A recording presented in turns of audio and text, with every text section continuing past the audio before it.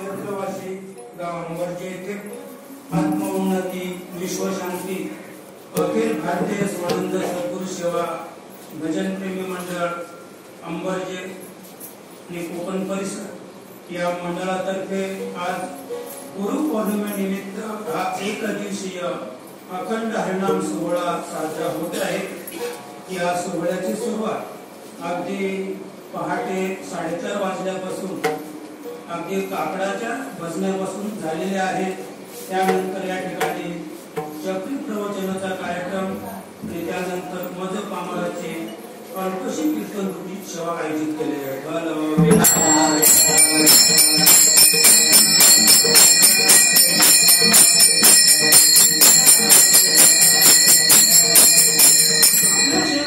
घेतलेला अभंग जगद्गुरु जगद्वंद्य देहूगावचे श्रीमंत तुकोबराया यांचा 4 चरणाचा सुंदर असा अभंग आहे। प्रस्तुत अभंगातून तुकोबराया गुरुतत्व म्हणजे काय ते या अभंगातून समाजापुढे मांडतायत। सोहम स्वरूपी मिळाले, सोहम स्वरूपी मिळाले सद्गुरु मुनी मिळाले, सोहम स्वरूपी मिळाले, सोहम स्वरूपी मिळाले सद्गुरु मुनी मिळाले। गुण निर्गुण आटले, गुण निर्गुण आटले सोहम स्वरूपी मिळाले। नाव रूप ते बिंबले, नाव रूप ते बिंबले सर्व वृत्ती मानावे। गुण निर्गुण आटले, गुण निर्गुण आटले सोहम स्वरूपी मिळाले। तुका स्वयं स्वरूपी गेला, तुका स्वयं स्वरूपी गेला जन्म मरण नाही त्याला। गुण निर्गुण आटले, गुण निर्गुण आटले स्वयं स्वरूपी मिळाले। पांडुरंग करू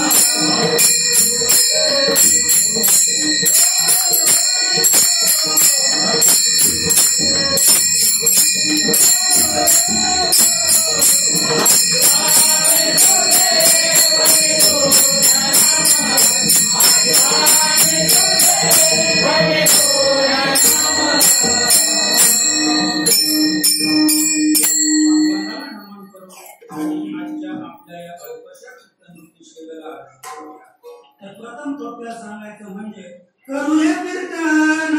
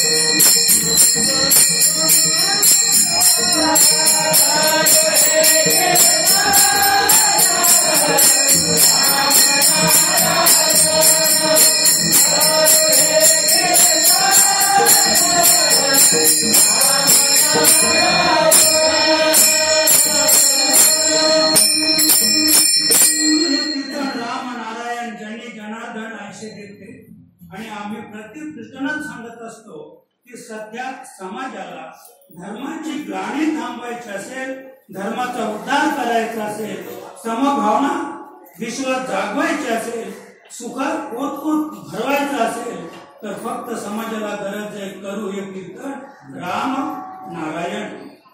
म्हणजे राम नारायण याचा अर्थ असा की समभाव निर्माण झाला पाहिजे आणि समभाव निर्माण झाल्यानंतर कोणी लहान नाही, कोणी मोठा नाहीये. गरिबी श्रीमंती या एकी भिंत समाजामध्ये उभे आणि त्याच्यामुळं वेगळेपणा आपण दिसून राहिलेलं आहे. तो वेगळेपणा घालवण्यासाठी आपल्याला सर्वत्र एकत्र या ठिकाणी यायचंय. आजची जी सेवा आहे ती गुरुपौर्णिमेनिमित्त आहे. या ठिकाणी चक्री प्रवचनातून आपल्या 4 महाराजांनी इतकं सुंदर वक्तव्य गुरुपौर्णिमेवर केलेलं आहे की तेवढं मी सुद्धा सांगू शकत नाही. असं आहे म्हणजे इतकं सुंदर त्यांचा त्या बाबतीत अभ्यास आहे. पण गुरुपौर्णिमा गुरु म्हणजे विशाल, बरं का. गुरु म्हणजे विशालता आणि पौर्णिमा म्हणजे पूर्णता.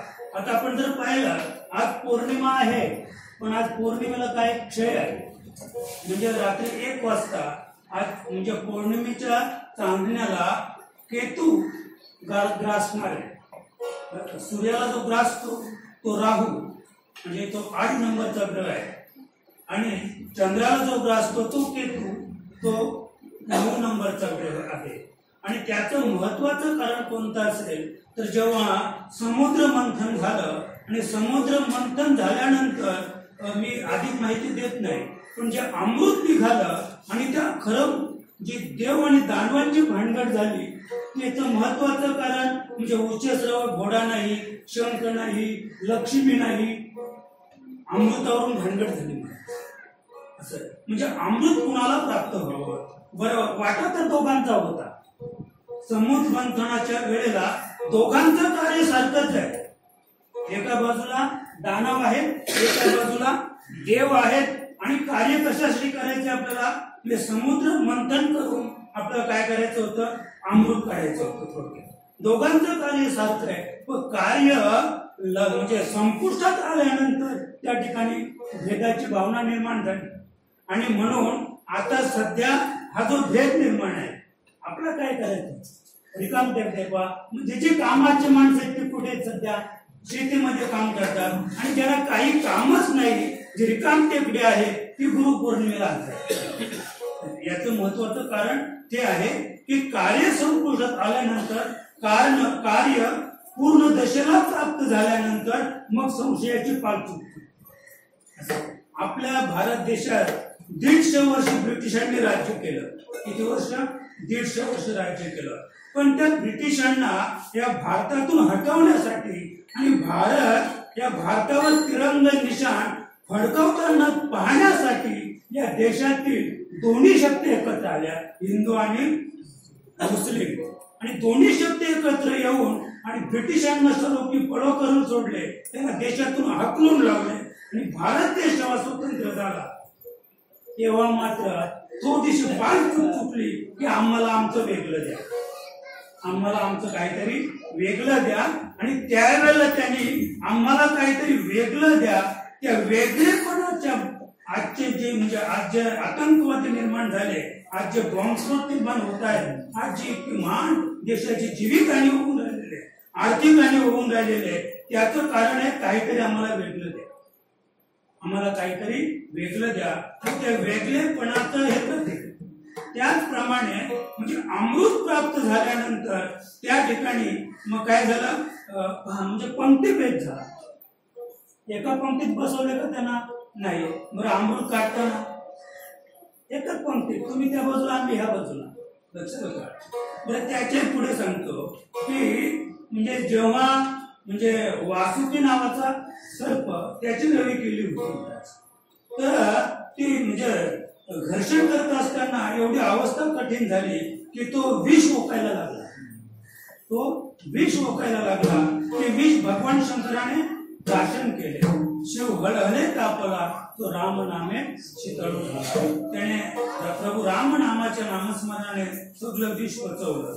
जाऊ द्या, आपला फक्त एवढंच विषय की पंक्तीभेद निर्माण झाला. आणि एका बाजूला देवांची लाईन बसवली, एका बाजूला दानवांची लाईन बसवली. आणि भगवान महाविष्णूने मोहिनीचं रूप घेतलं, अतिशय सुंदर असं रूप घेतलं. आणि लाईन बसवल्यानंतर त्याने आपल्या हातामध्ये ते अमृत घेतलं आणि वाढायला सुरुवात करणार. तत्पूर्वी त्याने प्रश्न विचारला. मग जेव्हा ते उभे राहिले, उजव्या हाताला दानव होते आणि डाव्या हाताला देव होते. म्हणजे तेव्हा असं काही हे नव्हतं. पण तेव्हा त्यासोबत वाढताना असा काही नियम नव्हता. आणि म्हणून जेव्हा वाढायला सुरुवात करायची त्यावेळेला भगवान विष्णू मोहिनीच्या रूपात त्याने फक्त काय केलं, पात्र बदललं. म्हणजे ते आशे झाले आणि आशे वाढत चालले. कसे वाढत गेले असे. आणि आज सुद्धा जगदीश, आज सुद्धा खरं म्हणजे पंक्तीत ह्याच पद्धतीने वाढायचं आहे. पण आम्ही कसं वाढतो, असं वाढतो. दुसरी गोष्ट मी मागे सांगितली होती की पंगत वाढताना आधी भाजी वाढली पाहिजे असं वेदमत आहे. भात नंतर वाढायचा, आधी भाजी वाढायची. पण आम्ही आधी भात वाढतो, नंतर भाजीचा विचार करतो. म्हणजे आपल्याला त्या बाबतीत म्हणायचं नाही. मोहिनीने काय केलं, आपली क्रिया बदलली, तोंड फिरवलं. आणि तोंड फिरवल्यामुळं उजवा हात देवांकडे गेला आणि डावा हात दानवांकडे गेला. आणि वाढत वाढत गेल्यानंतर आता त्यांनी पाहिलं की आता आपलं कार्य सगळं फसलं, आता देवच अमर होतील. म्हणून जे दोघे जण होते, कारण ही कशी जात होती वाढत अशी, म्हणजे त्यांना माहित होतं की याला काही समजणार नाही. आणि समजलं नव्हतंच, विष्णूला समजलं नव्हतं. पण हे राहू आणि केतू सूर्याच्या आणि चंद्राचे दोघे शेवट होते, त्यांच्या बाजूला त्या पंक्तीत बसले. आणि जेव्हा सूर्यापर्यंत जेव्हा ती वाढत वाढत गेली मोहिनी, सूर्याने खून केली की माझ्या बाजूला राहू आहे. आणि पुढे चंद्राला वाढल्यानंतर त्याने खून केली की माझ्या बाजूला केतू आहे.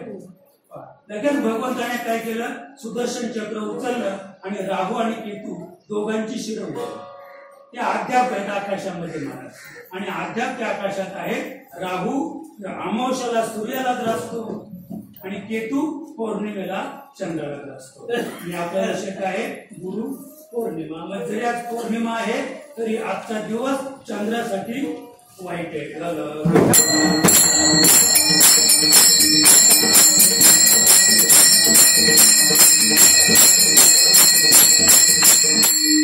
बाकी आपल्या जीवनातील साधकाच्या जीवनातील आजची गुरुपौर्णिमा आहे अशी ती विशाल आहे, अखंडित आहे, ती कधीच भंग न पावणारी आहे. तर आपण जर संत महात्मांचा विचार केला तर धन्य आजी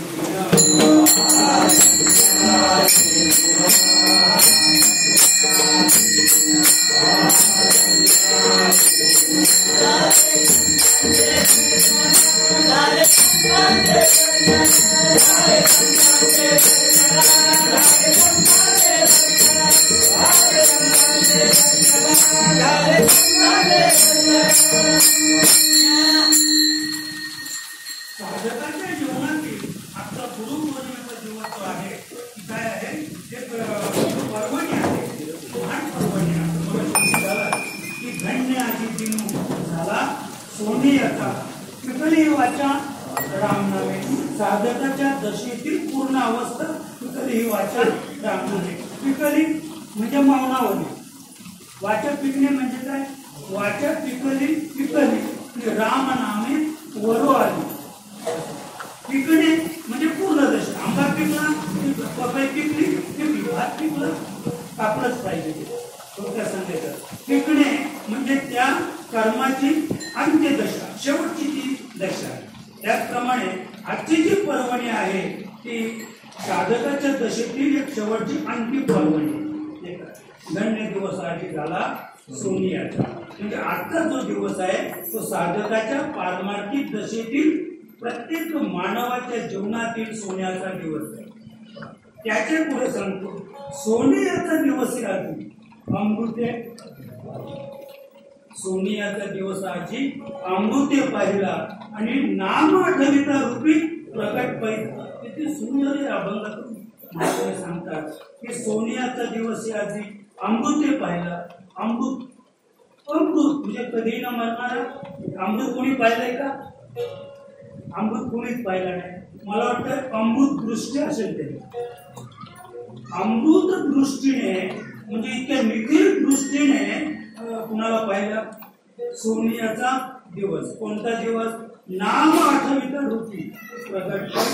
म्हणजे त्या भगवंताचं नाम आठवल्याबरोबर त्यांच्या डोळ्यासमोर अमृत दृष्टी समोर ते नाम आठवल्याबरोबर भगवंताचं व्यक्त रूप अव्यक्त रूप व्यक्त स्वरूपाला येऊन त्या साधकापुढे उभं राहिलं.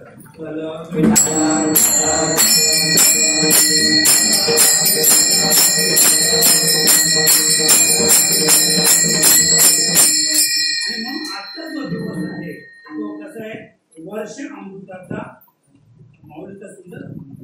आज सोनियाचा दिन कुणाच्या माऊलीच्या जीवनातील सोन्याचा दिवस होता तो वर्ष अमृताचा घनु. घनु म्हणजे पाऊस. अमृताचा पाऊस पडत होता कुणाच्या जीवनात? माऊली ज्ञानोबा यांच्या जीवनामध्ये. आमच्या जीवनामध्ये आता जो सुरुवात झाली ना तो सुद्धा पडत नाही. त्याची वाट पाहायला लागतपणा सुरुवात झाली.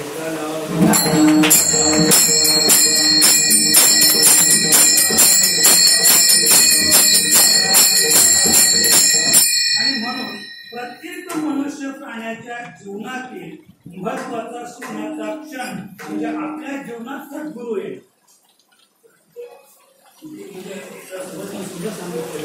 का मानवा असा तू झालाची ही मदीन जा शरण सद्गुरूना होशील धन्य. म्हणजे आपल्या जीवनामध्ये प्रत्येक मनुष्य प्राण्याने त्याला मानव म्हणतात. मानव ही एकच जात आहे. मानवामध्ये स्त्री आली, पुरुष आला आणि नपुसक सुद्धा. निर्मिलाचा मानव या संज्ञेमध्ये मोठा. स्त्री पुरुष नपुसक ही संज्ञा नाहीये. तिन्ही या ठिकाणी मोठतात. का मानवा असा तो. त्या तिन्ही जातींना सद्गुरूची वापरणं व सद्गुरूला शरण जाण्याचा अधिकार आहे. प्रत्येकाने सद्गुरूला शरण गेलं पाहिजे. विनंती तर या ठिकाणी नाहीये, इथे कुणी कुणाला कमी भेटायचं नाहीये. ज्या शरण सद्गुरूंना होतील धन्य धन्य, त्या जीवनात धन्य आहे, धन्य आम्ही जन्म आलो, दास विठोबाचे निश्चित करण्याचा आपल्या जीवनामध्ये प्राप्त होईल असे पुढे सांगतात. नाहीच मेंढरू राजा आहे वनिता. म्हणजे आता इथे माऊली दृष्टांत द्यायचा, त्या तो दृष्टांत या ठिकाणी की नाहीच मेंढरू, तू मेंढरू नाही पण तू सिंह आहे. पण तू लहानपणीच तो बछडा त्या मेंढपालाने आणल्यामुळं तो त्या मेंढपाला फिरायला लागला, गवत खायला लागला आणि त्याच्यामुळं मी सिंह आहे तो स्वतःला विसरला. आणि तो स्वतःला विसरल्यामुळं आता सद्गुरू एवढ्यासाठी करायचं आहे की तो आता आपल्या पुढं काय करणार आहे. जसा बाबा सुंदर सांगायचे की त्या मेंढू रूपी सिंहाला घेऊन जो खरा सिंह राजा होता वनाचा, त्याने त्याला घेऊन एका विहिरीवर गेला आणि विहिरीत त्याने सांगितलं आत कर. मग तो आत पाहायला लागला, म्हणजे माझ्याकडे बघ. कुठे ते विहिरीतल्या रूपाकडे. त्याने विहिरीतल्या रूपाकडे पाहिलं तर त्याच्यासारखा वाटला, म्हणजे तुझा आणि माझं रूप सारखंच आहे. मग त्याने डरकाली खोडून दाखवली कोणी खऱ्याच सिंहाने. आणि मग त्याला सांगितलं तो का तुझा बे बे बे असा करत होता, म्हणजे मेंढरासारखा तो आवाज काढत होता. किंवा याने असा आवाज काढला, मग त्याने आवाज काढला त्याच्यासारखा. मग त्याच्या लक्षात आलं की मी मेंढू नाही, मी सिंह आहे, या वनाचा मी राजा आहे. आणि तेवढं प्राप्त करण्यासाठी त्याला विहिरीचा आधार घ्यावा लागला, विहिरीतील पाण्याचा संत पाण्याचा आधार घ्यावा लागला. त्याचप्रमाणे आपण आपल्या जीवनात जे काय करायचं आहे ते प्राप्त करण्यासाठी सद्गुरू करायचे आहे. आणि तो सद्गुरू आपल्याला नामरूपी आरसा पुढे ठेवून आणि त्या नामरूपी आरशात पाहून आपल्याला त्या रूपाचं आणि नामाचं ध्यान करायला सांगतात. आणि मग त्याच्यानंतर आपल्याला आपल्या जीवनातील धन्यता प्राप्त होतो.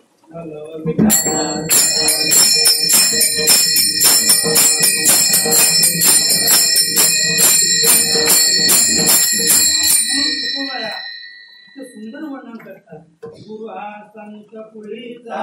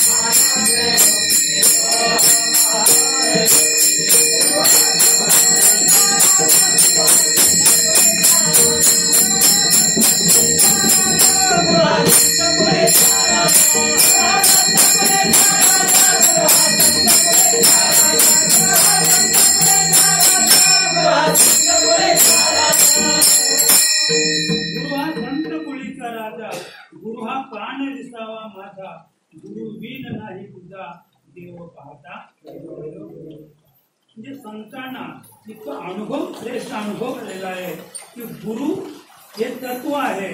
आणि गुरु तत्व ज्याला कळलं हे सोपं नाही. गुरु तत्व समजणं, उमगणं आपल्या जीवनातील महान पर्वण्या आहेत. अगदी ही गोष्ट अतिशय कठीण आहे. जो त्या पदाला प्राप्त झाला, ज्याला गुरुत्व प्राप्त झालं, त्याला ती गोष्ट कळेल गुरुतत्व काय. सुंदर सांगितलं ते म्हणजे गुरुतत्व जे आहे, जो साधक गुरुत्वाला प्राप्त होतो, ज्या दिवशी शिष्य हा गुरुत्वाला प्राप्त होईल, त्याच दिवशी गुरुचं गुरुत्व बाध आणि शिष्याचं शिष्यत्व पण बाग भेटतो. तो शिष्यपणाला मुकेल आणि गुरु हा गुरुपणाला मुकेल. पुढची काय अवस्था होईल ती तेवढं नाही.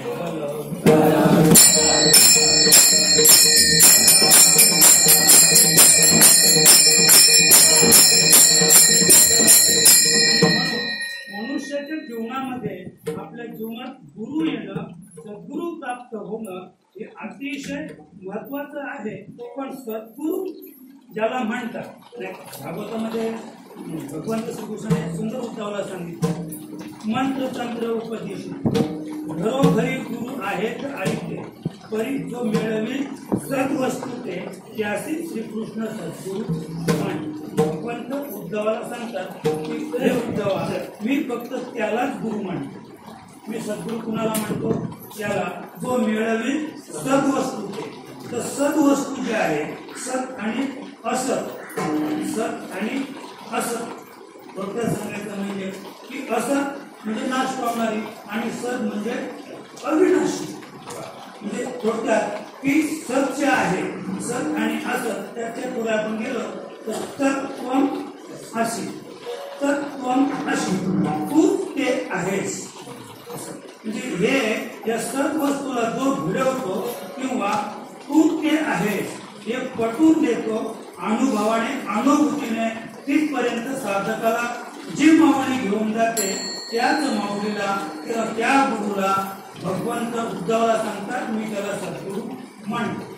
की तो जो गुरु त्याला सद्वस्तूला नेऊन घडवतो, तू ते आहे. तर त्वम अशी, तर त्वम अशी या पदापर्यंत घेऊन जाणं किंवा ओम तर सत, ओम तर सत म्हणजे ओम तेच तू आहे. म्हणजे ओम तत्व जे आहे तेच तू आहे. हे झालं म्हणजे हे वेदाची गोष्ट आहे. ओम तत् सत हा वेदाने निर्माण केलेला मंत्र आहे. पण आपल्याला ओम तत् सत त्याच्या पलीकडे जायचं. इथे आपल्याला दोन गोष्टी पाहिजे, एक विमल ब्रह्म आणि एक शबल ब्रह्म. शबल ब्रह्म म्हणजे ज्याला दोषारोपाने जो ग्रासलेला आहे तो शबल ब्रह्म. मग आपल्या त्यात जो आता सध्या जो आत्मा विराजमान आहे, जो आत्मा संपूर्ण विश्वरात चालून राहिलेला आहे, ती शक्ती सुद्धा तशी शबल, शबल ब्रह्म म्हणजे त्याच्यावर दोषारोप आहे. आपल्या देहाचा आत्मा आणतो तो कसं आहे, शबल ब्रह्म. त्याच्या पुढे जाऊन सांगतो की जीव आणि शिव. आता शिव म्हणजे आपल्याला विशेष वाटतो शिव म्हणजे, पण शिव सुद्धा कसं आहे, शबल ब्रह्म म्हणजे दोषारूप आहे. जेवढं आकारात आहे तेवढं शबल ब्रह्म आणि जेवढं निराकारात आहे तेवढं विमल ब्रह्म. पण आपण शबल ब्रह्म आणि विमल ब्रह्म याच्याही पलीकडे जायचं. आपला विषय सांगितला की व्यक्त आणि अव्यक्त म्हणजे साधकासाठी, भक्तासाठी भगवंत अव्यक्त आहे, पण अव्यक्त भगवंत व्यक्त रूपाला आले कोणासाठी, साधकासाठी. मग भगवंताने कृष्ण रूप धारण केलं कोणासाठी, अर्जुनासाठी. थोडक्यात आपण पाहूया. पण आता ते कृष्ण रूप किंवा ते राम रूप आता आहे का व्यक्त? आता ते व्यक्त नाहीये. मग आता ते कसं अव्यक्त आहे.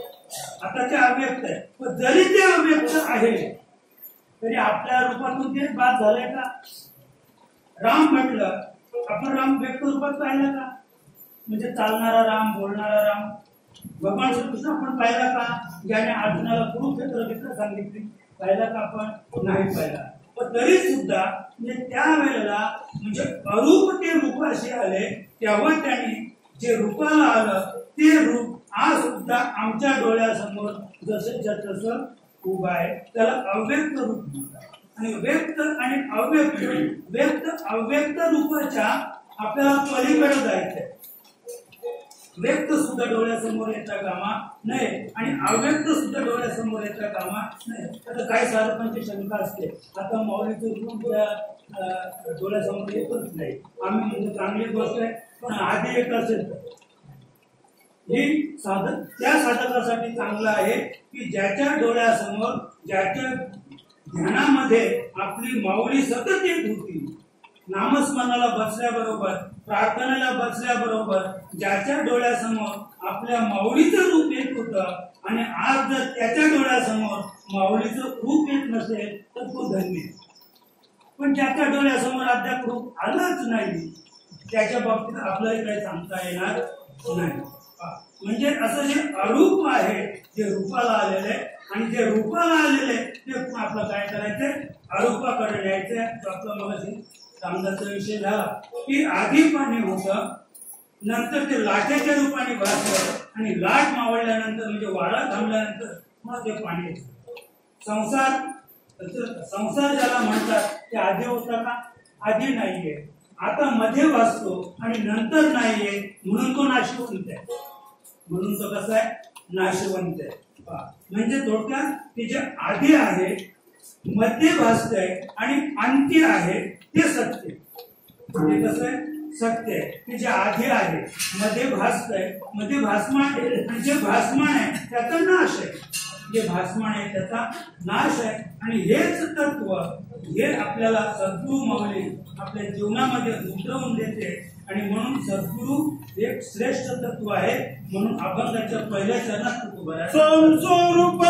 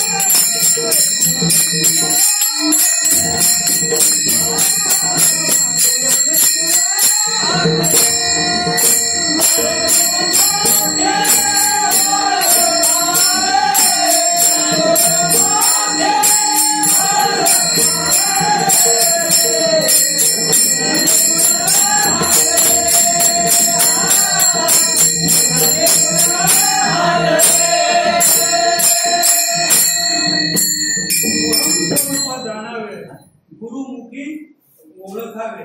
तसं अभंगातून तुकोबाराय सांगतात, सोहम स्वरूप जाणावे. मनुष्य देह प्राप्त झाल्यानंतर आपण आपल्या जीवनामध्ये सोहम काय आहे, सोहम काय आहे त्याचा विचार आपल्याला करायचा आहे. आणि सोहमचा विचार म्हणजे सारासार विचार. सारासार विचार करावा का? नामधरा कंठी सोहम. सोहम हा मंत्र आहे. आणि सोहम जो आहे तो सोहम श्वासो लेवे सोहम बिना सो जीवन धिक्कार. आणि श्वासोश्वास में सोहम जप यही धारणा.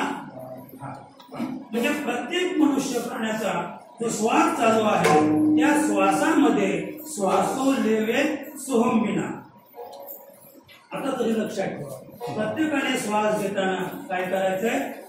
सोहमचा उच्चार करायचे, श्वासामध्ये उच्चार करायचे. बरं का? हे झालं विराजी महाराजांचं मत.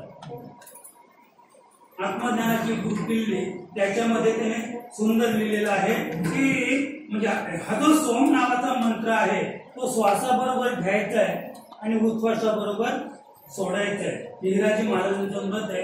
आणि आम्ही त्याला प्राणायाम म्हणतो. हा त्याने समाजाला शिकवलेला प्राणायाम आहे. परमार्थ तत्व जे आहे त्याच्या नेमकं उलट आहे. बरं का? म्हणजे सोहम जप जो आहे तो सोहम जप श्वासाबरोबर करायचा नाही. बरं का? तो श्वासाच्या माथ्यावर आहे. तो श्वासाच्या माथ्यावर तो जप आहे. आणि म्हणून त्याला अजपा जप म्हणतात.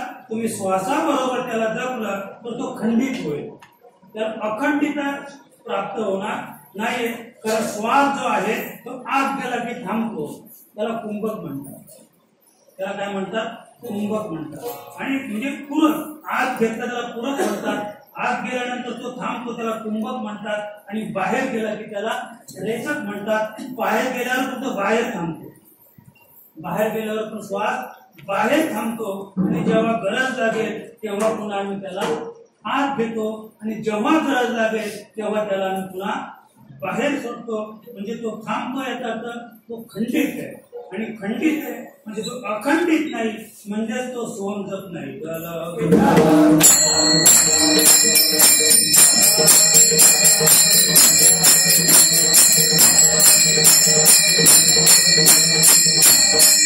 म्हणून तुकोबाराय सांगतात सोहम स्वरूप जाणावे. आता आपल्याला या ठिकाणी काय करायचंय, जाणायचंय. सोहम स्वरूप. आता सोहम तर वेगळा आहे, सोहम म्हणजे तो मी आहे. मला काय सांगायचंय, तो मी आहे, पण स्वरूप इकडे काय सांगतात, स्वतःच रूप. आता स्वतःच रूप कुठे पाहायचंय, आरशामध्ये नाही. आपण आपलं रूप कुठे पाहतो, आरशात पाहतो. पण आपलं स्वतःचं रूप आरशात पाहायचं नाहीये आपल्याला. तो मी आहे, तो म्हणजे कोण, जो विश्वात आहे, विश्वव्यापक जी शक्ती, जी अव्यक्त आहे. आणि अव्यक्त व्यक्त अव्यक्ताच्या पलीकडचे. मला हे सांगायचंय, तुम्ही इथल्या आरशामध्ये जेव्हा त्याला पाहू जाल त्यावेळेला तो व्यक्तही नसेल आणि तो अव्यक्त सुद्धा नाही. तुम्हाला ज्याचं ध्यान करायचंय तुम्ही सांगा तो कसा आहे. आता तुम्ही इथे ज्याचं ध्यान करणार आहात तो कसा आहे, तो कृष्ण आहे का, तो राम आहे का, मग दत्त आहे का, शिव नेमका कोण आहे, म्हणजे तो नेमका कोण आहे हे आता आपल्याला कळणार नाहीये. आणि म्हणून सोहम स्वरूप जाणावे, म्हणजे फक्त जाणायचंय त्याला काय करायचंय, जाणायचंय. ज्याला जाणायचं आहे तो जाणण्या पलीकडे आहे. ज्याला जाणायचंय तो जाणण्या पलीकडे आहे. मग त्याला जाणायचं कसं हाही प्रश्न आहे नाही का. आणि म्हणून तुकोबाराय सांगतात की सद्गुरु मुखे ओळखावे. मग त्याला तो जो जाणायचा आहे त्याची ओळख आपल्याला करायची आहे. आणि त्याची ओळख करण्यासाठी सद्गुरूची नितांत गरज आहे. आणि सद्गुरूला आपण जेव्हा शरण जाऊ त्यावेळेला सद्गुरू आपल्याला त्याला जाणून घेण्यासाठी किंवा त्याची ओळख करून देण्यासाठी ते काय करणार आहे, आपल्या स्वरूपाकडे घेऊन जाणार आहे. आणि सद्गुरू स्वरूपाकडे घेऊन जेव्हा जातील किंवा निघतील त्यावेळेला त्या स्वरूपाकडे जाण्यासाठी ते आधी आपलं कोणतं रूप दाखवतील, स्वतःचं रूप. म्हणजे साधकाला स्वरूपाकडे घेऊन जाण्यासाठी ती माऊली सांगते आधी माझ्याकडे पहा, आधी माझं रूप ध्यानात आण, आधी माझं रूप तुझ्या ध्यानात आलं की मग तुला मी स्वरूपाकडे घेऊन जाईल. मग माझं म्हणजे माझं रूप आणि तुझं स्वरूप हे काय आहे, सोहम आहे.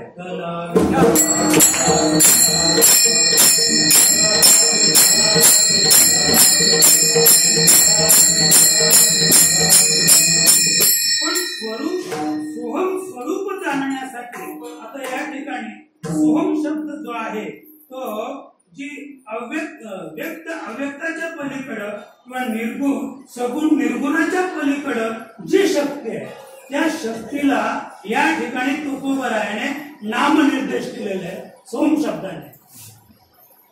मला हे सांगायचंय की सोहम स्वरूप जाणावे म्हणजे असं सोहम जाणायचंय काय, सोहम तर अक्षरातच आहे. त्याला सोम म्हणतो ते अक्षरातच आहे. मग त्याला जाण्याचं उरलं काय असं आहे. मग जे अक्षरातीत आहे, जे शब्दातीत आहे, जी प्रणवातीत प्रक्रिया आहे त्या प्रक्रियेला काही सांगता येणार नाही. आता विवेक सिंधूमध्ये इतकं सुंदर मुकुंदराज कवीने सांगितलं की या विश्वामध्ये असं एकही दृष्टांत नाही विश्वाच्या पाठीवर की ते त्याचं वर्णन, त्या शक्तीचं वर्णन करील असं एकही दृष्टांत नाही. आणि म्हणून त्या शक्तीविषयी तुकोबाराय जेव्हा सांगू पाहतात या विश्वाला आणि म्हणून त्याला ते सर्वनाम देतात सोहम. सोहम स्वरूप जाणावे, ते रूप तुला जाणायचं असेल थोडक्यात एका साधकाला किंवा जो त्या स्वरूपाकडे चाललेला आहे त्याला तुकोबाराय सांगतात की ते तुला ते रूप जाणायचं असेल, जी अरूप प्रक्रिया आहे ती जर पाहायची असेल तर तुला काय करावं लागेल, सद्गुरुमुखी ओळखावे. ती ओळख ती म्हणजे अनाम शक्ती, अनाम वस्तू, अरूप वस्तू, निर्गुण वस्तू, निराकार शक्ती कशी आहे त्याची ओळख फक्त सद्गुरूच आपल्याला करून देते. कारण अव्यक्त निराकार नाही ज्या आकार जे तुम्ही चराचर हरिशी भजे किंवा त्याच्या पुढे ओळखा रे वस्तू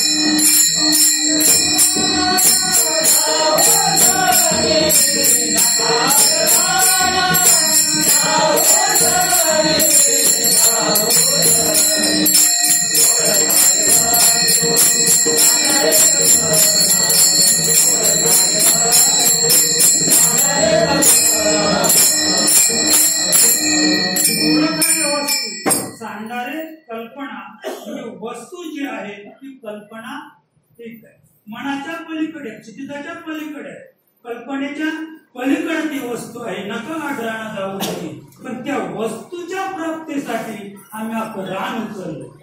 कोणी आळंदीला जातो, कोणी पंढरपूरला जातो, कोणी गयेला जातो, कोणी द्वारकेला जातो, कोणी म्हणतो गयेला आढळ दिल्याशिवाय उद्धारच होणार नाही. आता इथे तर आम्ही जितेची मेलो, आम्ही जितेचे मेलो तुकोबारा सांगतात. असं म्हणजे इथे जिथं मारायचंय, जिवंतपणी मारायचंय महाराज. आम्ही मेल्यानंतर हाडं घेऊन जातो. लक्षात होतं मला तर मागे मी नाशिकला गेलो होतो तर रक्तांनी हाडं होती. लय वाईट वाटलं. मी ती हाडं आणली ती दसवेला, पण त्याला असं रक्त लागलेलं होतं. म्हटले कसं काय म्हणे ते जळलंच नाही, न जळलेली हाडं आणली होती. असं मला हे सांगायचंय की म्हणजे आपली जी हाडं आहेत ती इथेच उचलावया आलो. खरा खोटा निवाडा. तुम्हाला वस्तूची ओळख झाली तर आता हाडांसाठी वेगळं कार्य करायची गरज नाही. म्हणून संन्यासाचं उत्तर कार्य, संन्यासाचे उत्तर कार्य नाही तरी लोक करतात, तरी सुद्धा उत्तर कार्य करतात, पण संन्यासाचे उत्तर कार्य नाही. किंवा ज्याने याच डोळा भोगू मुक्तीचा, ज्याने मुक्तीचा सोहळा भोगला त्याचं कार्य करा नाही तर करू. आता त्याच्या पुढे आपण गेलो, विवेक सिंधू कालचा सुद्धा सुंदर विषय गेला की मुक्ती आणि मोक्ष दशा हे सुद्धा शबल मध्येच मोडतो. याच्यावर पण दोष आरोप. कोणी म्हणाला मोक्ष मिळवायचे किंवा म्हणा की मी मुक्त झालो हा सुद्धा आरोपच आहे. मी मुक्त झालो म्हणजे तो बांधलेलाच आहे किंवा आधी बांधलेला होता आणि अद्याप तो सुटलेला नाही.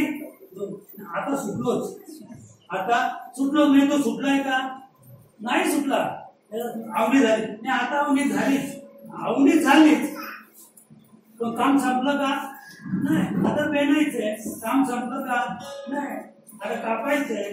झालं. आता सराई झाली नाही झाली, अद्याप अजून जोडायचंय.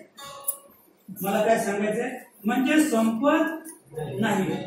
कर्म त्याला म्हणतात त्याचे कधीच संपत नाहीये. आणि आपल्याला कार्य म्हणजे क्रिया मी नेहमी सांगतो की कर्म आणि क्रिया दोघांचा अर्थ एकच आहे.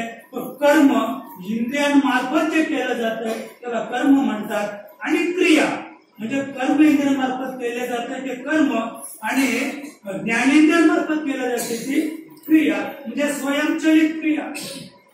आता आम्ही ठरवलं डोळ्याची पापणी हलवायचीच नाही, हलवायचीच नाही डोळ्याची पापणी, तरी कधी हलल्याचा तपास लागणार. तुम्ही ठरवा तर हृदय बंद करायचं, ठरवा आणि करा. हृदय बंद करून दाखवा.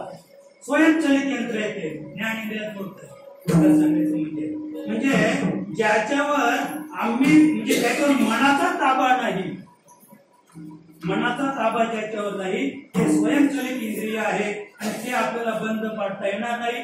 जे आपल्याला बंद पाडता येत नाही मनाच्या आधाराने त्याला क्रिया म्हणतात.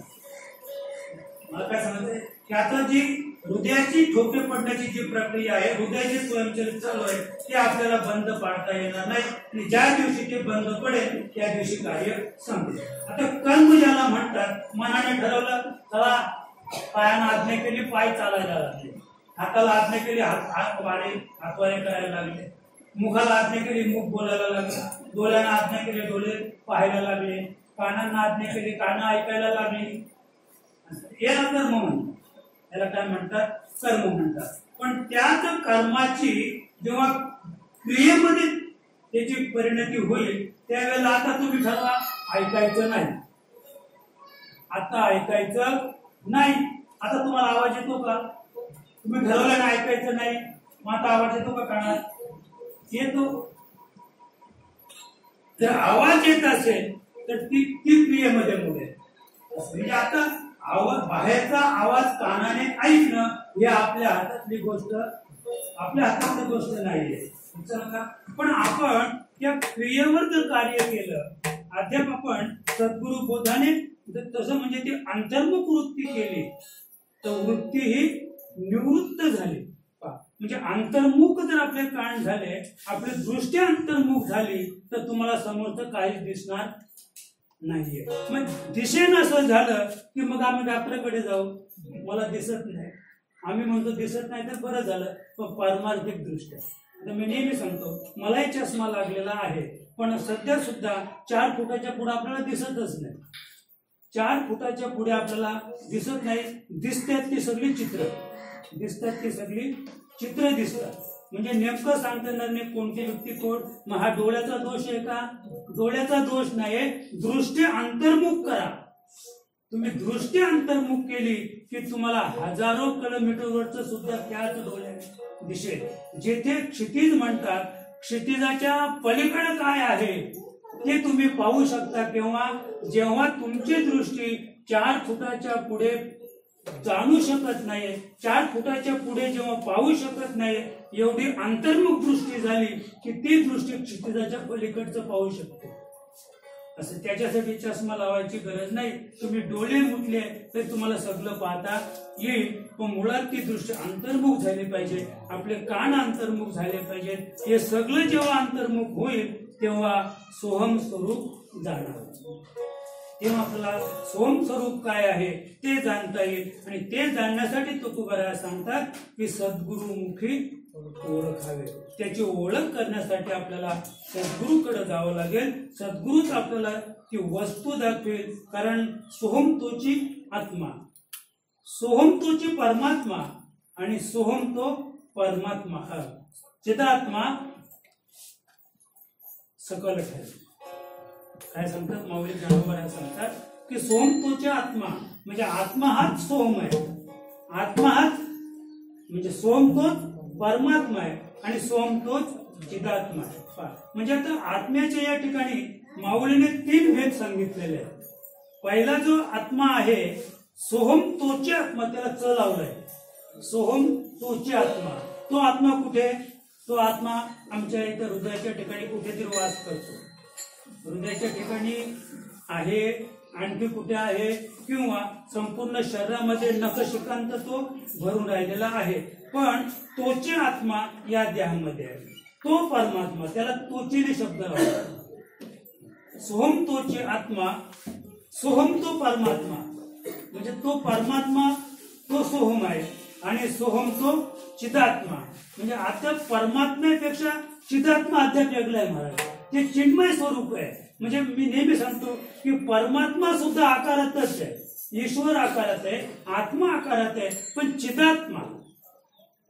चिदात्मा म्हणजे ही जी म्हणजे सोम शक्ती, चिदात्मा म्हणजे सोम शक्ती, ती सोम शक्ती परमात्म्यामध्ये आकाराला आली आणि परमात्मा आत्म्यामध्ये आला आणि आत्मा जीवात्म्यामध्ये आला आणि आत्मा जीवात्म्यामध्ये आल्यामुळं हे शरीर चालायला लागलं. समजा एखादं म्हणजे बाई प्रसूत झाली आणि मूल बाहेर आलं, पण त्याने हातपाय नाही हिलवलं, तर काही शरीराची हालचाल केली नाही, मग आता आकार नाहीये का? त्याला हातपाय नाहीत का?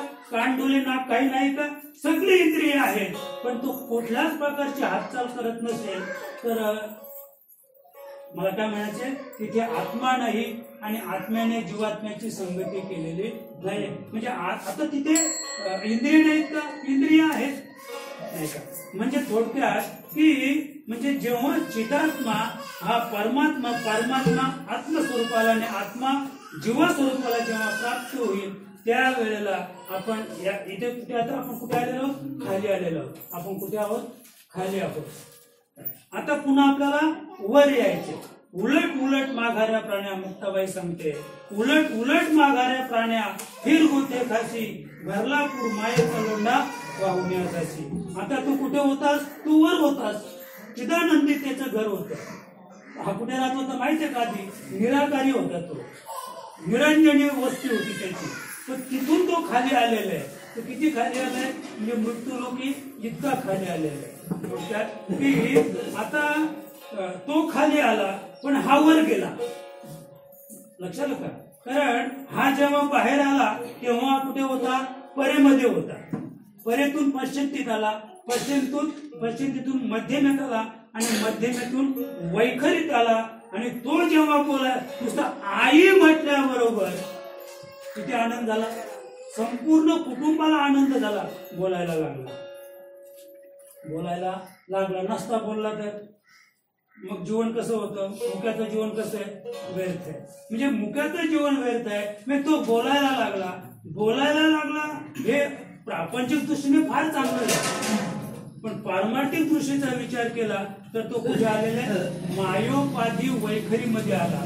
आणि त्याच्यामुळं मागच्या 3 क्रिया म्हणजे मध्यमा, पश्चिंती आणि परा या 3 क्रिया तो विसरला. त्याचप्रमाणे तो तिकडनं जेव्हा खालून वर आला, तुर्येतून कुठे आला? सुसुप्तीतून स्वप्नातून जागृतीत. आता तो कसा आहे?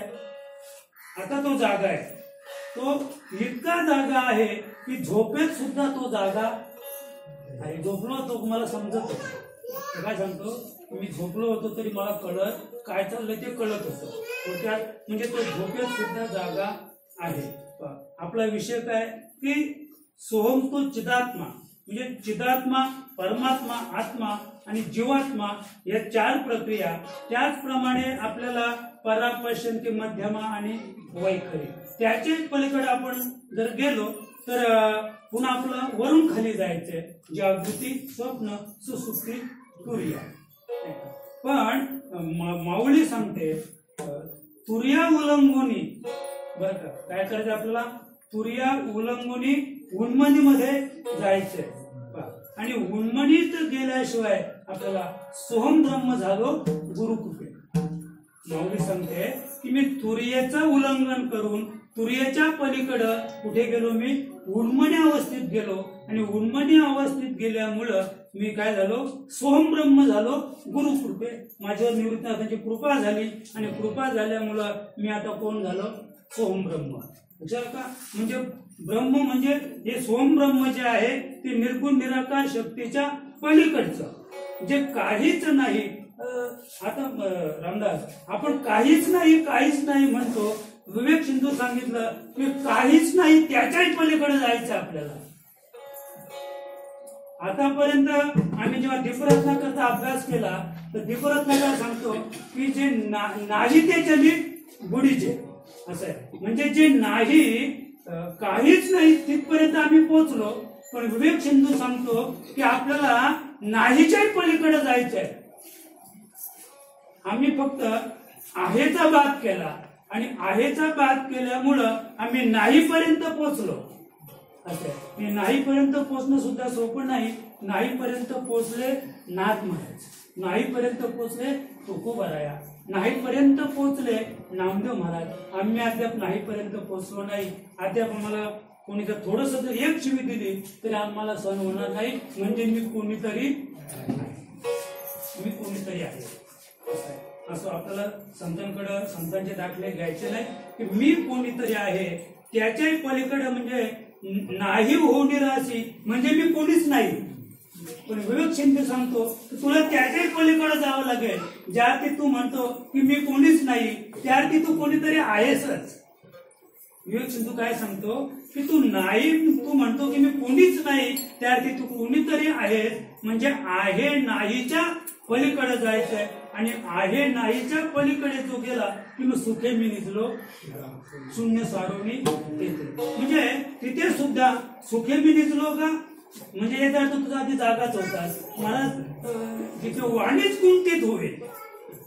आता बोलण्याची नाही कशाला का बोलण्याची नाही या स्थितीपर्यंत पोहोचायचंय. आणि म्हणून विवेक सिंधू सांगतो की या विश्वाच्या पाठीवर असं एकही दृष्टांत नाही की तो त्याच्या बाबतीत काहीतरी सांगेल. मी त्या दिवशी सांगितलं की समाजाला असं वाटतंय की शेषशाही भगवंताच्या 1000 जीव आहे त्याच्या 2000 झाल्या तरी त्या ब्रह्माचं वर्णन करू शकला नाही. काही महात्मे सांगतात जे अतिशय म्हणजे मोठे कीर्तनकार ते सांगतात की वेदांनाही नाही कळला अंत पार त्याचा कानडा काय म्हणजे वेदांनाही नाही कळला. आम्ही म्हणतो त्यांना कळला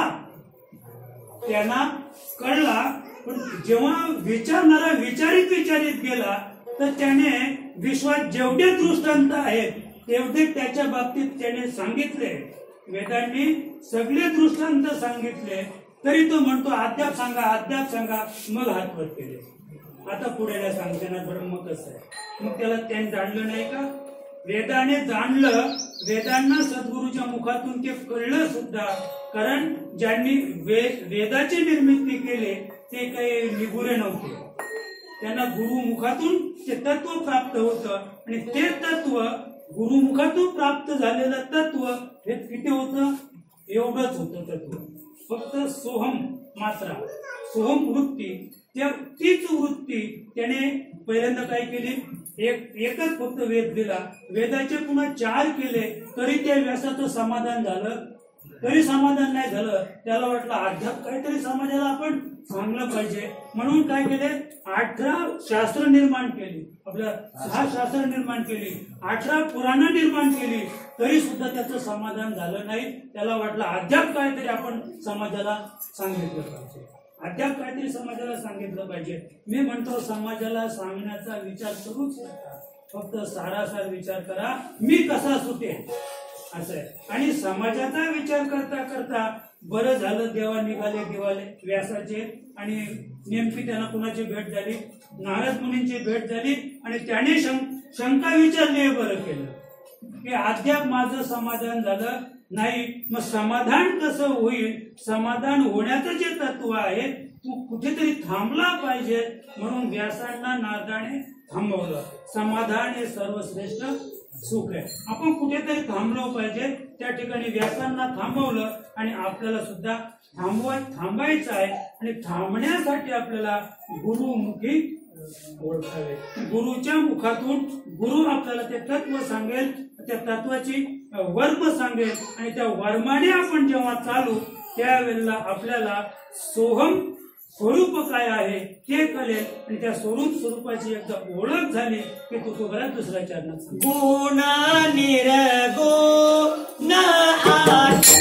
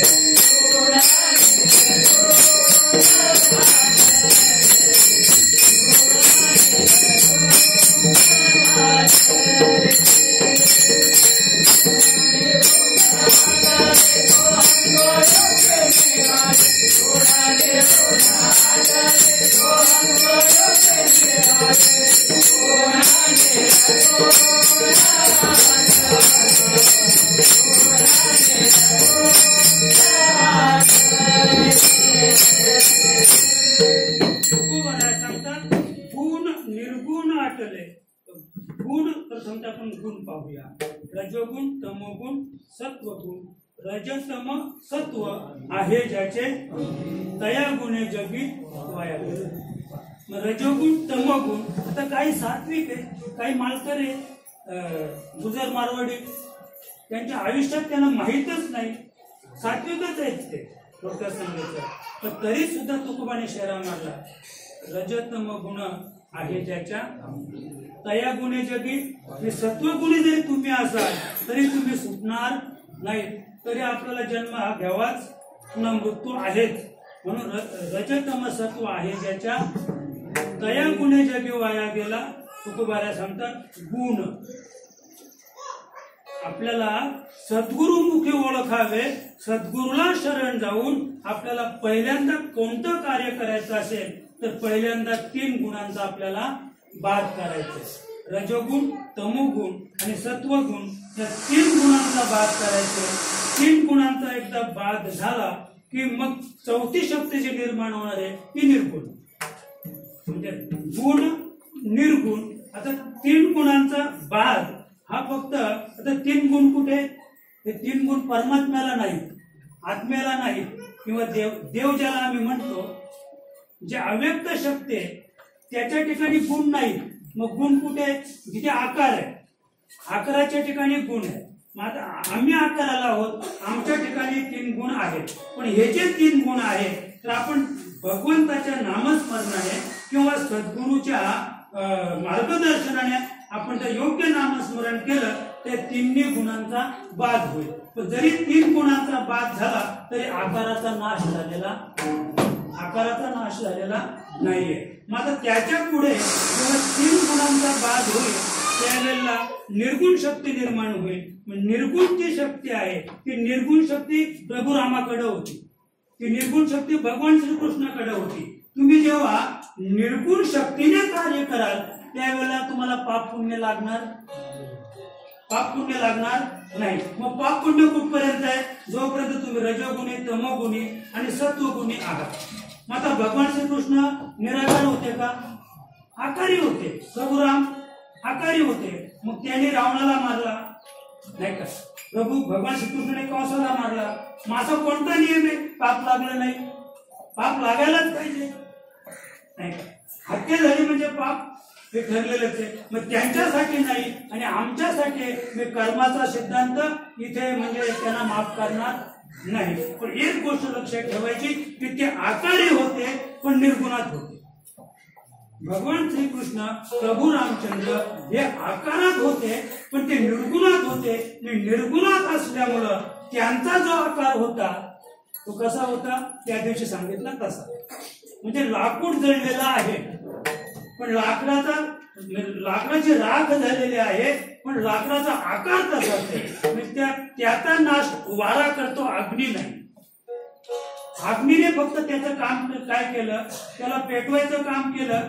तो पूर्णतः संपल्यानंतर अग्नी विझला. पण नंतर जी वाऱ्याची झुळूक आली त्या वाऱ्याने त्याची राख केली. त्याची राख कोणी केली? वाऱ्याने त्याची राख केली. अन्यथा त्याची राख झाली नसती. पण त्याची जी राख झाली ते लाकूड आहे का? नाहीतर तुम्हाला ते लाकूड दिसत असेल तर मेस्त्रीला बोलवा आणि सांगा हे उभा कापायला आपला चौकट बनवायचे. होईल का चौकट? त्याची नाही होणार. तीच प्रक्रिया अद्याप पुढे सांगतो की जेव्हा म्हणजे युद्ध संपलं, संध्याकाळचं युद्ध संपलं आणि युद्ध संपल्यानंतर जेव्हा रथ आपल्या राहुटीमध्ये आला त्यावेळेला भगवंताने अर्जुनाला सांगितलं की अर्जुना तू उतर खाली. अर्जुन म्हणतो देवा गेली 10 दिवस तुम्ही आधी उतरता आणि मग मला सांगता उतरा म्हणून. कारण प्रकार सुद्धा तसाच आहे. आधी कोण उतरतो? आधी ड्रायव्हर उतरतो आणि मग तो ड्रायव्हर काय करतो? दरवाजा उघडतो आणि मग माणसं उतरतात. पण आता या ठिकाणी देवाने सांगितलं अर्जुना उतर. अर्जुन विचार करतो देवा असं का सांगतो? म्हणे उतर मग सांगतो. आधी उतर मग नंतर मी सांगतो. अर्जुन उतरला, देव रथातच होता. अर्जुन शंका घेतो, अरे देवा तुम्ही मला म्हणे तू थांब जरा. आणि देव उतरल्याबरोबर रथ पेटला. घोडे जळले आणि रथ सुद्धा जळला, जसं आमच्या दशरथ बाबाची गाडी जळली. पण बैल आहे ते घोडे पण जळले, त्या रथाचे घोडे सुद्धा जळले. मला हे का सांगायचंय तर तो जळलेलाच मला काय सांगायचंय की ज्या वेळेला अश्वत्थाम्याने अर्जुनावर ब्रह्मास्त्र सोडलं त्याच वेळेला रथ, अर्जुनाचे घोडे आणि अर्जुन सुद्धा, मला काय सांगायचंय, अर्जुन सुद्धा घोड्यांबरोबर रथाबरोबर जळालेलाच होता, पण देवाने त्याला आधी उतरलं म्हणून वाचलं. मला काय सांगायचंय, म्हणून वाचला. तद्वत जी निर्गुण म्हणजे निराकार जी शक्ती आहे, आपला विषय काय, निराकार शक्ती आहे, पण ती आकाराला आहे, पण आकारात असून ती निर्गुण आहे. आकारात असून ती निर्गुण आहे म्हणून ती त्याला बाधत नाही. म्हणून भगवान श्रीकृष्णाला पाप पुण्याचा लेश लागला नाही, प्रभू रामचंद्राला पाप पुण्याचा लेश लागला नाही, कारण ते जरी आकारात होते पण तो आकार कसा होता, जसा भगवंताने कुरुक्षेत्रावरून रावटी अर्जुनाचा रथ आणला त्या रथाप्रमाणे, किंवा लाकूड जळल्यानंतर त्याचा आकार शिल्लक राहतो त्याप्रमाणे त्याच्या पुढे वर्तमानपत्र पेटवा, त्याच्यातले अक्षर सुद्धा मी वाचू शकतो, म्हणजे अक्षर सुद्धा वाचू शकतो असं वर्तमानपत्र पेटलेलं असते. पण तुम्ही त्याला स्पर्श केला तर तसं म्हणजे आकाराला असून जे निर्गुण तत्व आहे ते निर्गुण तत्व आणि गुण तत्व. आता या ठिकाणी तुम्हाला सांगतात गुण निर्गुण आठवले सोहम स्वरूपी मिळाले आपल्याला. म्हणजे गुणाचा तर भाग करायचाच आहे, पण नुसता गुणाचा भाग केला तर चालणार नाही. मग निर्गुण जरी शिल्लक राहिलं, निर्गुण जरी शिल्लक राहिलं तरी आपल्याला पुन्हा जन्म घ्यावा लागेल. तुम्हाला गुण निर्गुण आटले, दोन्हीचा भाग झाला. तुम्हाला सांगतात माझे गुणही गेले आणि माझे निर्गुणही गेले, पण निर्गुण तेव्हा जाईल. आता म्हणजे थोडक्यात सांगतो मी की आकार आहे म्हणजे आत्म्याची त्रिगुणाचा संबंध नाही. आत्मा जो आहे आत्म्याशी त्रिगुणाचा संबंध नाहीये, आत्म्याशी निर्गुणाचा संबंध आहे.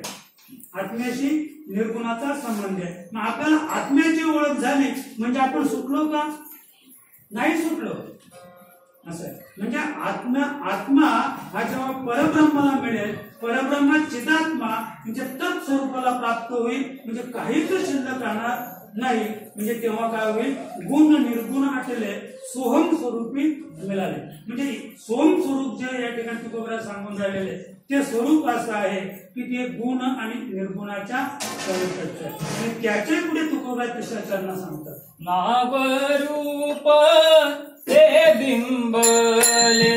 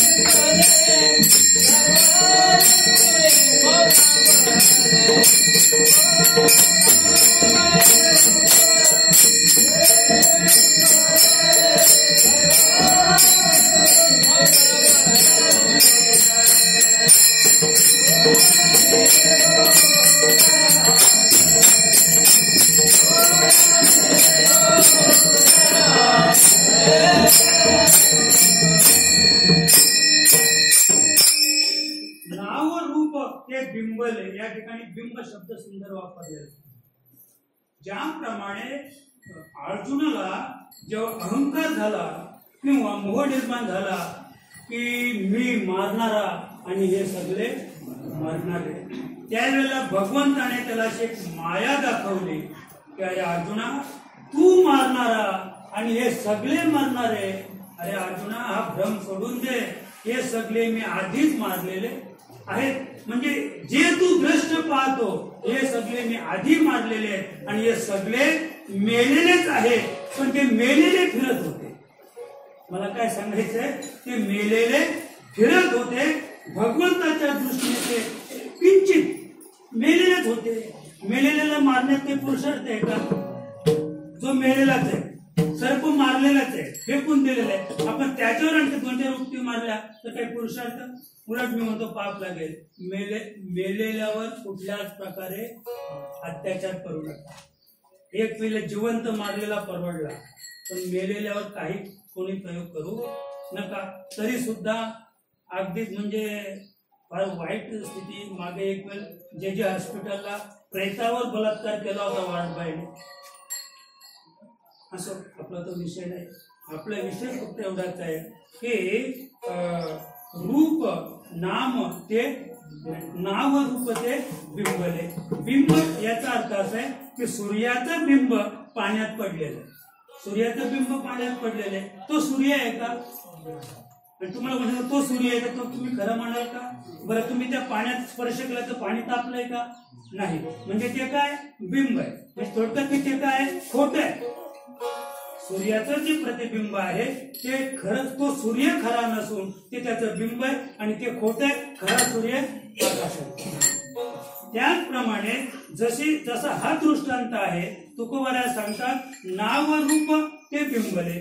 जेव्हा गुण आणि निर्गुण आटल्यानंतर आता जरी आकार आहे, भगवान श्रीकृष्णाचा आकार होता, प्रभू रामाचा आकार, आम्ही सुद्धा आकाराला आहोत, पण आता हा आकार आहे पण निर्गुण गुण आणि निर्गुण आटल्यामुळं आता याचं जे नाव आहे आणि याचं जे रूप आहे ते कसं आहे? आता ते बिंबले. बिंब म्हणजे भ्रम. थोडक्यात बागुलबोवा. बागुलबोवा कुठपर्यंत खरा आहे? जोपर्यंत ते लहान बाळ आहे तोपर्यंत बागुलबोवा खरा आहे.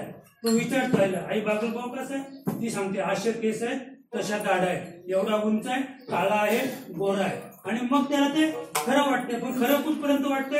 जोपर्यंत त्याला ज्ञान होत नाहीये. त्याला जेव्हा ज्ञान होईल तेव्हा तो बागुलबोवाला कधीच घाबरणार. आणि आई सुद्धा, आता आई एखाद्या 15 वर्षाच्या मुलाला सांगेल का बागुलबोवा आला म्हणून? नाही सांगणार. असं म्हणजे त्याच न्यायाने जोपर्यंत गुण आणि निर्गुण आहे तोपर्यंत भीते. गुण आणि निर्गुण गेले, गुण निर्गुण गेल्यानंतर हा जो देह आहे म्हणजे रूप आणि याला असलेलं नाव, या दोन्ही गोष्टी बिंबाप्रमाणे कितपत पडल्या. म्हणजे आता याला म्हणजे कसे येते? उदास विचारे वेच करी. म्हणजे आता देहाला काही किंमत राहिली नाही. म्हणजे हा देह नाशवंत आहे याची त्याला पूर्ण जाणीव झाली. पण केव्हा? गुरुमुखी ओळखावे. जेव्हा या त्याची ओळख झाली, सोम तत्वाची ओळख झाली, तेव्हा त्याला कळलं की हे नाशवंत आहे.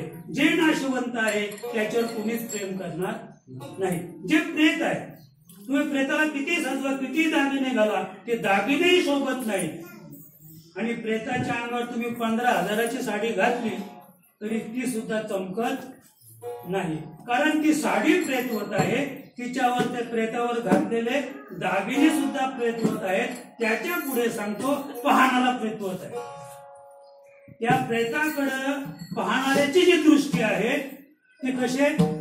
ते प्रेत आहे या भावनेने त्याच्याकडे तो पाहतो. म्हणून त्याला त्या प्रेताच्या दागिन्यात किंवा साडीत आकर्षण नाही. म्हणून तुकोबा सांगतात नाव रूप ते बिंबले. काय झालं? बिंब निर्माण झालं त्या ठिकाणी. म्हणजे आता या ठिकाणी त्याला भ्रम म्हणता येणार नाही. बिंब हा एक भ्रमात्मक नाहीये. भ्रमात्मक आहे मृगजल. मृगजल कसं आहे? भ्रमात्मक आहे. तुम्हाला मृगजलचा फोटो काढता येईल का? नाही काढता येणार. बरं, तुम्ही सूर्याचं प्रतिबिंब डबक्यात पडलं असेल तर तुम्ही तिथे जाऊन ते जाणू शकता. ते आहेच. तिथून तुम्ही जवळ गेले तरी त्याचा बाध होणार नाही. पण मृगजलाच्या पाठीमागे लागले आपण सुद्धा तरी त्या महापुरातून तुम्ही जरी गेले तरी पायाला सुद्धा पाणी लागणार नाही. म्हणजे तो काय आहे? भ्रम. हा बिंब म्हणजे भ्रम नाहीये. म्हणून तुकोबा सांगतात की नाव रूप ते बिंबले सर्व वृत्ती मौनावले. म्हणजे जेव्हा आम्हाला हे ठोक कळलं सद्गुरूच्या बोधाने की हे नाशवंतच आहे, म्हणजे हे खरं नाहीच, हे बिंबितच आहे, आणि हे जेव्हा कळलं त्यावेळेला सर्व वृत्ती मौनावले. म्हणजे वृत्ती ही निवृत्त झाली, वृत्ती सुद्धा शिल्लक राहत नाही. वृत्ती हा मनाचा धर्म आहे. वृत्ती जेव्हा मावळेल, वृत्ती मावळली की देहीच विदेही शब्द संपलं. वृत्ती मावळली की सगळं संपलं. म्हणजे वृत्तीचा आपल्याला काय करायचंय, नाश करायचंय. पण वृत्ती मावळत नाही, वृत्ती सहसा मावळत नाही. वृत्ती वास रूपाने शिल्लक राहते. तरी कापुराच्या वाती उजळल्या ढाईच समाप्ती झाली जशी. आम्ही म्हणतो अग्नी विजलेला आहे, कापूर कुठे चालला, अग्नी कुठे संपला जरी दिसत नसला तरी पण मंदिरात आल्याबरोबर समजते कापूर लावला होता. लक्षात का? म्हणजे वास रूपाने त्याचं अस्तित्व शिल्लक, वास रूपाने त्याचं अस्तित्व शिल्लक आहे. त्याचप्रमाणे इथे आपण जे पाहतो वृत्ती, सर्व वृत्ती मौनावली. म्हणजे आपली जी वृत्ती आहे तिने सुद्धा मौन धरलं. म्हणजे आता माझी वैखरी माऊली ज्ञानोबराया आत्मानुभवामध्ये सांगतात किंवा अमृत अनुभवामध्ये सांगतात की आता माझी वैखरी मौनाचीही मौन धरली. आता आम्ही मौन धरतो, कितीक माणसं मौनावर आहे, पण आपण तिथे गेलो तर पाठीवर लिहून देतात. पाठीवर लिहिणं म्हणजे काय? पाठीवर लिहिणं म्हणजे डोळ्याने बोलणं. मला काय सांगायचंय, पाठीवर लिहिणं म्हणजे डोळ्याने बोलणं किंवा मनाने विचार करणं. म्हणजे ते वृत्ती मावळली का तिथे, म्हणजे आपण जरी मौनावर असलो तरी आपण मौनी नाही. म्हणजे मौनाचेही मौन झाले. आपल्याला मौनाच्या पलीकडे जायचंय. मौनाच्या पलीकडे जेव्हा जाऊ तेव्हा सर्व वृत्ती मौनावली. म्हणजे वृत्तीचा निराश होईल. म्हणजे ते खरं मौन आहे, आणि ते खरं मौन तेव्हा प्राप्त होईल जेव्हा सद्गुरुमुखे ओळखावे.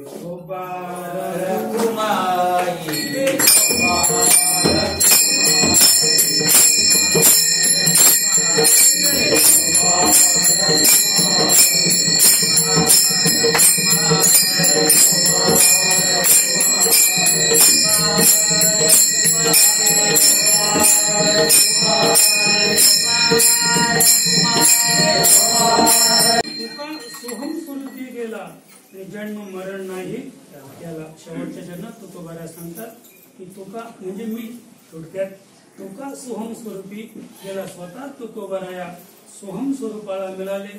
म्हणजे गुण निर्गुणाच्या पलीकडं, नाम रूपाच्या पलीकडं, त्याचप्रमाणे अगदी म्हणजे अरूप शक्तीकडं किंवा निर्गुण निराकार शक्तीच्या पलीकडे तुकोबराया गेले. आणि पुढे गेल्यानंतर ते सांगतात की जन्म मरण नाही. म्हणजे असा तो तिथ म्हणजे तुकोबराया ज्या स्थितीला पोहोचले त्या स्थितीपर्यंत आपल्याला पोहोचायचं आहे. आणि त्या स्थितीला पोहोचण्यासाठी सद्गुरूला शरण जायचे, सद्गुरूकडून ओळख करून घ्यायचे. सद्गुरू हे तत्व काय आहे हे आधी ओळखायचं आहे. आणि महत्वाचा विषय की आजच्या विषयातून जो सोहम शब्द आहे तो सोहम शब्द म्हणजे सोहम तोची गुरुराव. सोहम काय आहे? सोहम तोची गुरुराव, त्याच्या चरणी ठेवा भाव. असं म्हणजे सोहम तत्व जे आहे, जे निर्गुण अगुण निर्गुणाच्या पलीकडचं जे तत्व आहे ते सोहम तत्व आहे. आणि ते सोहम तत्वच म्हणजे गुरु तत्व आहे. आणि त्या गुरु तत्वाची आपल्याला ओळख झाली. गुरु म्हणजे काय हे आपल्याला एकदा कळलं की आपण सुटलो. तुका सोहम स्वरूपी गेला म्हणजे नेमकं कुठे गेला तो? बाबाजी चैतन्य स्वामी मध्ये ते विलीन झाले. तुकोबाराया वैकुंठाला गेले. म्हणजे आणखी मला त्या बाबतीत काही वेगळं सांगायचं नाही, पण ते सोहम स्वरूपी गेले म्हणजे बाबाजी चैतन्य स्वामीने त्याला ब्रह्मतत्व काय आहे ते सांगितलं आणि त्या ब्रह्मतत्वामध्ये ते विलीन झाले. बस, जन्म मरण नाही त्या. असं दुसरी गोष्ट सांगतो, आपल्या बाबतीत नेमकं उलटे महाराज. म्हणजे माऊली प्रभाकर महाराज ती आपल्यामध्ये, म्हणजे आम्ही त्याच्यात विलीन नाहीये. म्हणजे हे जे तत्व आहे, म्हणजे आता आपण माऊलीत विलीन झालो नाहीत, माऊली आपल्यात विलीन आहे. माऊलीने जाता जाता सांगितलं की मी आता संपलो, मी आता संपलो तर तुझ्या रूपाने मी शिल्लक आहे. कशाला का? म्हणजे हे अंतिम तत्व आहे. हे ज्याचं त्याला माहीत, हे गुरुपद ज्याला प्राप्त झालं, ज्याला अधिकार प्राप्त झाला, ही गुज गोष्ट आहे.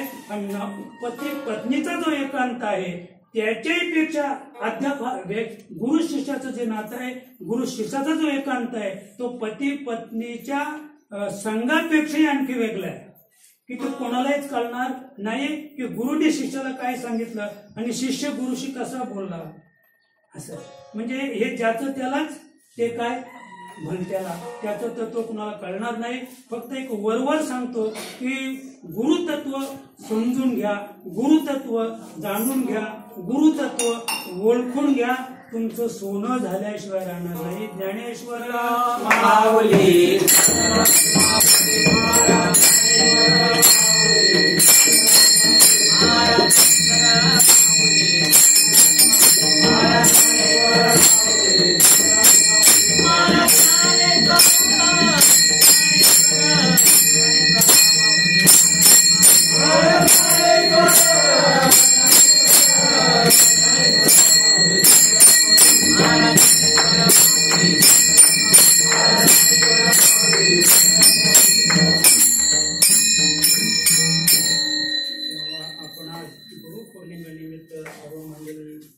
या ठिकाणी जन्मात अगदी वाटत नव्हतं. आवडीची शिकण आहे म्हटलं फार मंडळी कमी येईल, पण मंडळी नव्हतं गेल्या वर्षीपेक्षा पण जास्त आहे. म्हणजे मंडळी वाढत चाललेले आहे. फक्त फरक सकाळी एवढाच जाणवला थोडासा की संध्याकाळी 8 वाजता एखाद्याचा बाप मरावा एखादीचा आणि लगेच तिला फोन जावा की तुझा वडील 8 वाजता एक्सपायर झाले. तर अशी कोणती मुलगी आहे किती वाजता नेणार आहे?